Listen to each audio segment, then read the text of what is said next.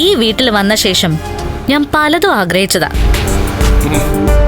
പക്ഷേ അതൊന്നും എനിക്കിതുവരെ കിട്ടിയില്ലെന്ന് മാത്രമല്ല, ഞാൻ ആഗ്രഹിക്കാത്തത് പലതുവാ ഇവിടെ നടക്കുന്നതൊക്കെ. അതൊക്കെ അവിടെ നിക്കട്ടെ. ഇപ്പൊ എനിക്ക് അമ്മാവൻ ഒരുമിച്ചൊന്നും 5 ലക്ഷം രൂപ തരണ്ട.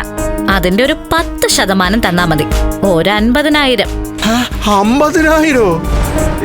എന്തിനാ മോളെ? അതെ, വലിയൊരു സത്യം ഞാൻ മനസ്സിൽ വെച്ചോണ്ട് നടക്കുന്നതിന്. എന്തൊക്കെയാ മോളെ ഈ പറയുന്നേ? മനസ്സിലായില്ല അമ്മാവന്? കണ്ണേട്ടൻ അറിയേണ്ടതൊക്കെ അറിഞ്ഞിട്ടില്ല.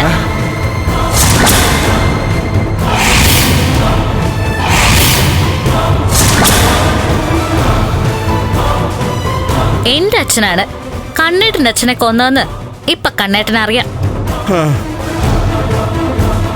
അത് ഉണ്ണിയേട്ടനും ഉണ്ണിയേട്ടന്റെ അമ്മയും ഒക്കെ അറിഞ്ഞു കഴിഞ്ഞാൽ അവിടെ തീരും എന്റെ ഈ വീട്ടിലെ ജീവിതം. ഒന്നാമത് അമ്മാവന്റെ അനന്തരവൻ ഇപ്പോ രണ്ടും കൽപ്പിച്ച് നടക്കുക. ഉണ്ണിയേട്ടനിപ്പോ പഴയ പോലെ എന്നെ പേടിയും ഭയവും ഒന്നുമില്ല.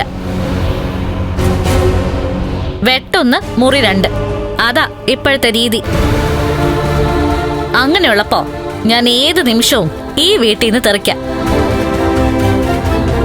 അങ്ങനെ തെറിക്കുമ്പോ എന്റെ നാവൊന്ന് പിഴച്ചാ മതി, അമ്മാവും പിന്നെ ജയിലില്ല. ചതിക്കല്ലേ മോളെ? 50,000 കിട്ടിയില്ലെങ്കില് ഞാൻ ചതിക്കും. ഘട്ടം ഘട്ടമായിട്ട് എനിക്ക് 5 ലക്ഷം രൂപ തന്ന് തീർക്കാൻ വേണം.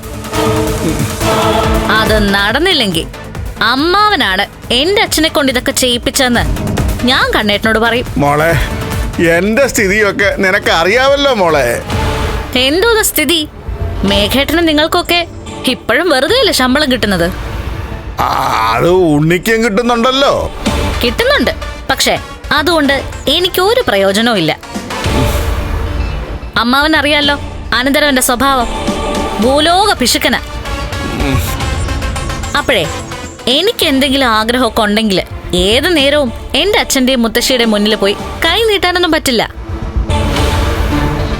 അതുകൊണ്ട് മര്യാദയ്ക്ക് ഞാൻ പറഞ്ഞ തുക എന്റെ അക്കൗണ്ടിൽ ഇടണം. 5 ലക്ഷം കിട്ടിക്കഴിഞ്ഞാ ചില കാര്യങ്ങളൊക്കെ ചെയ്യണമെന്ന് തീരുമാനിച്ചുറപ്പിച്ച് നടന്നതായിരുന്നു ഞാൻ. അതിനി നടക്കാതെ പോയാ വലിയ സങ്കടം. അതുകൊണ്ട് പെട്ടെന്ന് 50,000 എന്റെ അക്കൗണ്ടിലേക്ക് ഇട്ടിട്ട് അമ്മാവന്റെ നില ഭദ്രമാക്കാൻ നോക്ക്. ഇത് വല്ലാത്തൊരു ചതിയായി പോയല്ലോ മോളെ. ചതിക്ക് ചതി, അങ്ങനെ കരുതിയാ മതി. ഇനി കൂടുതലൊന്നും പറയാനില്ല.